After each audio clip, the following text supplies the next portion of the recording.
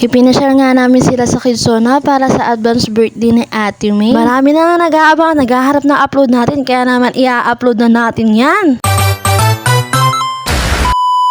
Hello mga marit pare! For today's ganap nga ay sasama ko na naman kayo sa gala ko. Binihisan at inayusan ko nga dyan sila Ate May at aalis nga kami. Advance nga namin silang ginala dahil sa araw nga mismo ng birthday ni Joycel ay wala nga kami. At request nga ni Ate May na gusto niya nga daw mag-SM kaysa maghanda dahil mas mag-e-enjoy daw siya kapag sa SM. Ito nga pala ang OOTD ng ating birthday girl ngayon. Kay Ate Star nga lang pala galing yan at pinagliitan niya nga lang. Gandang-ganda nga ako rito sa dress na to kaya sabi ko sa kanya sa birthday niya na lang itong gamitin. At ito nga mga Mars and Pers, tuwan-tuwa nga siya at bagay nga daw sa kanya. Maya-maya pa nga Mars and Pers ay nagsialis na nga kami. Nag-iisip nga kami mag-asawa ko sa ang SM nga namin sila dadalhin. Ang gusto ko nga sana ay pumunta sa Alabang Festival kaso nga lang wag na sobrang layo doon. Hindi nga rin aari yun dahil naapat nga kami sa motor at hindi nga yun pwede sa Alabang. Matitikitan tayo ng 2 oras. Huy, syempre ang ending doon tayo pupunta sa pinakamalapit na SM sa atin. Dito nga kami napadpad sa SM Center San Pedro. At dito nga kami mapasyal ngayon.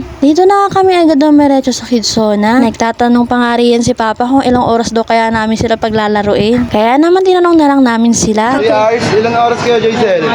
No? No, okay. 3 hours ang oras na. Eh, 40 na lang diferensya eh. At ayun nga, napalaban na nga tayo dyan at 3 hours nga tayong mag-aantay dyan. Nga pala mga Mars and Pers, meron nga pala silang pinamimigay na free kapag 3 hours ang kinuha mo. Itong clover, pencil at saka yung birch tree nga itong pinamimigay nila. Tuwang-tuwa nga yung dalawang bagets dyan at hindi nila akalaing may pa-free pa. Salamat! Nagbayad nga na kami dyan sa counter at pagtapos nga niyan, inilagay na namin yung gamit namin sa inasign na box. Pagtapos nga niyan, ay nagsimulan na nga sila Ate May maglaro. Weekdays nga niyan, kaya walang masyadong bata at parang sulong-sulo nila Ate May yung Kidsona. Nakailang balik na nga kami dito sa Kidsona ng San Pedro pero hindi pa rin sila nagsasawa sa mga laro dito. Ang bilis nga ng panahon, parang dati lang nga ay baby lang sila pag dinadala namin sila dyan at nag-e-enjoy din kami pero ngayong malalaki na sila hindi na kami nag-e-enjoy. Kaya naman yung 3 oras talaga sa amin mga Mars and Pers, parang ang tagal-tagal talaga sa oras namin yan pero parang sa kanila parang ang bilis-bilis lang yan.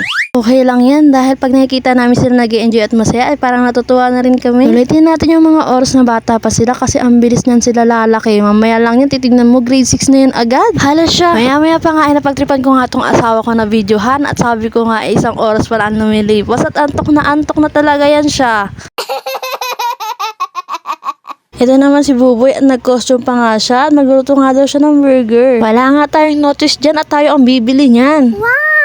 Habang nandun nga si Buboy, ito nga't pinuntahan ko muna si Ate May. Gusto ko nga yung pwesto niya dyan, kaya naman kinuhanan ko siya ng video at kakulay niya nga yung bola na nasa paligid niya. Pagtapos nga doon, ay dito naman sila sa San nagsipunta. Pag pupunta ka nga pala rito sa San, ay kailangan mo ang gumamit ng PPE. Meron nga silang boots, goggles at saka slipper dyan para naman sa mga nanay. Ang tagal nga rin nila naglaro dyan bago sila umalis dyan. Talaga naman sulit na sulit nila yung 3 oras. Syempre, tinry din ni Buboy dito sa may slide. Maya-maya nga, inaboring nga ang mag-asawa, kaya naman silang dalawa na lang ang naglaro. Mata ko.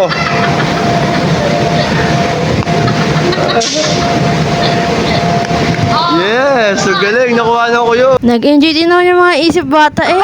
Pagtapos nga yan mga Mars and Pers, dito ko naman sila pinasakay. Hindi ko nga lang alam kung anong tawag dyan. Basta alam ko siniswing-swing ko sila at masaya na sila dyan. Kinuhanan nga rin pala namin sila dito sa may trampoline. Sinasabi ko nga sa inyo mga marit pare, minsan nga lang sila maging bata kaya naman susulitin natin yan. Kahit nga 6 na taon na tayo bumabalik-balik dyan sa Kidsona eh. Iba't ibang branch lang mga Mars and Pers. Lahat na nga siguro na SM na napuntahan namin na may Kidsona, inisa-isa na namin. Basta nga nakikita namin nag-enjoy at masaya sila, ay masaya na din kami. Dati nga ay hindi pa nga uso yung pagbablog ko talaga, kaya naman panay picture lang yung na-upload ko sa Facebook. Ngayon nga ay meron na tayong page, kaya naman ginagawa ko yung diary kapag naaalis kami, ay ina-upload ko rin talaga at binabahagi sa inyo. At hindi ko nga rin talaga ginawa yung page ko para lang sa content. Ginawa ko nga rin yun para sa mga okasyon na kagaya nito ay mai-upload ko at may mababalikan akong panoorin paglaki nila.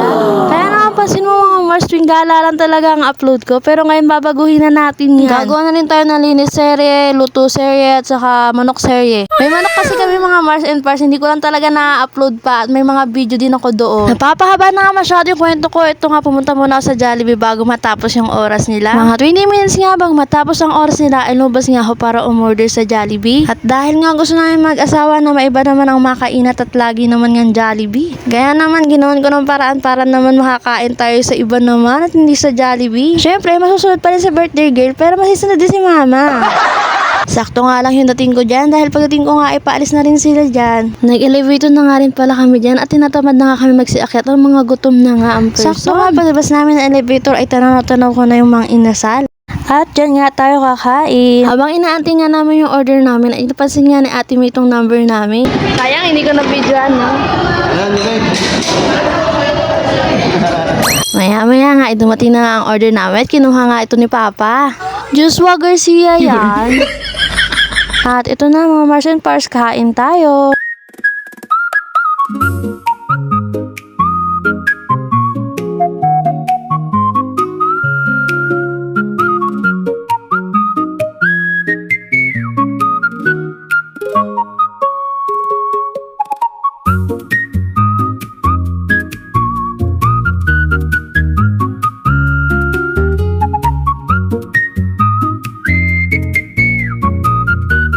Parang nagsisi nga akong mag-ani-rice mga Mars and Pars dahil hindi ko nga nasulit ang ani-rice ko dyan. Ang extra rice nga lang daw talaga ako, sabi ng asawa ko. Bali, may next time pa naman. Sa next time, white plate na lang gagamitin natin. May part 2 pa nga itong birthday ni Ate May. Antayin nyo ang aking next vlog.